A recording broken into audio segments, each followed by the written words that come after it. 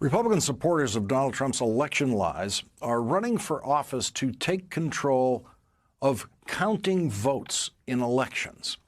One of those candidates is Tina Peters, a county clerk in Colorado, who is running to be that state's Secretary of State.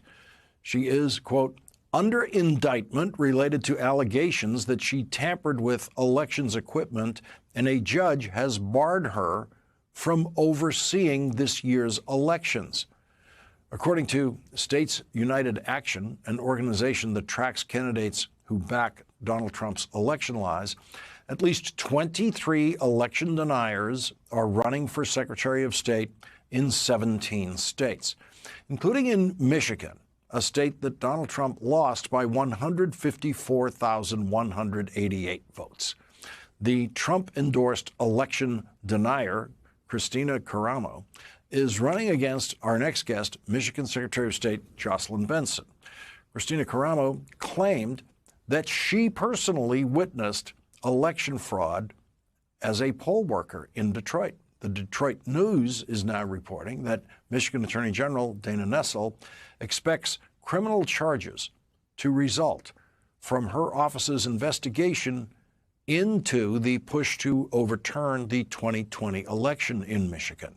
Joining us now is Michigan's Secretary of State, Jocelyn Benson. Thank you very much for joining us tonight. It is such a strange turn of history in this country that suddenly the campaigns for Secretary of State statewide have become among the most important in the country.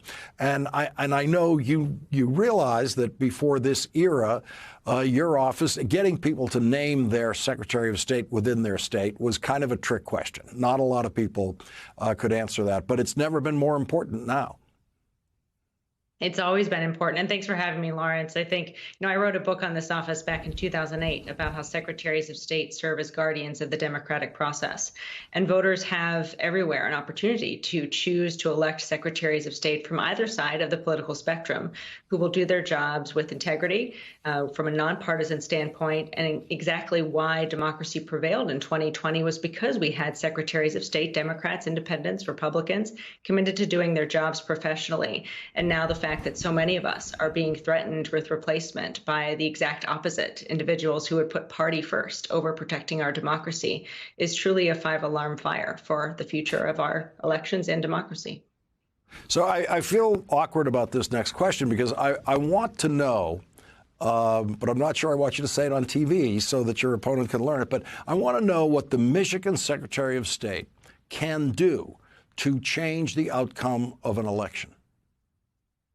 Well, it's really three specific paths, all of which can be pursued at the same time. First, interfere with or block the certification of valid election results at the state or local level. And there's various ways that this can happen. But secondly, the Secretary of State, if wanting to use this office to hurt democracy, could issue decisions or declarations leading up to or on Election Day itself that could cause a great deal of chaos and confusion for our more than 1,500 clerks in the state, failing to provide them with support and clarity and even investment in security. And then finally, the very threat of potential secretaries of state using these increasingly high-profile positions as a bully pulpit to spread misinformation and lies, thereby causing citizens to disengage and lose faith in their democracy, is one of the most dangerous and pernicious ways in which this office can be misused.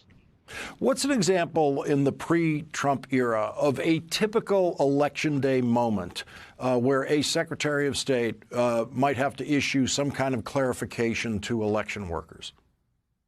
I mean, if someone is showing up, we saw this in 2020, trying to intimidate voters or block their eligibility, interfere with the professional work of election workers, simply checking a voter in, giving them a ballot. If people show up and say, don't give that person a ballot, I'm challenging them because I don't like their last name.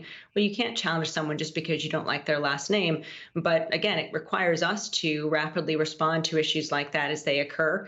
We've also had candidates this year advise observers members or even voters to go in and pull out the plug of election machines if they don't like what they see. That's the type of thing that the Secretary of State, working with local clerks, can proactively work to ensure doesn't happen by training our clerks to respond if and when something like that happens. Just today, we facilitated a meeting with law enforcement officials throughout the state, the Attorney General's office, and local election officials in our state to build connectivity so that we can preemptively prepare for anything. And it's a big job of what we have to do in this moment. And if you don't have a Secretary of State leading in that way, you can instead open the door for all the pernicious attempts to undermine our democracy and block valid citizens from voting and block valid votes from being counted.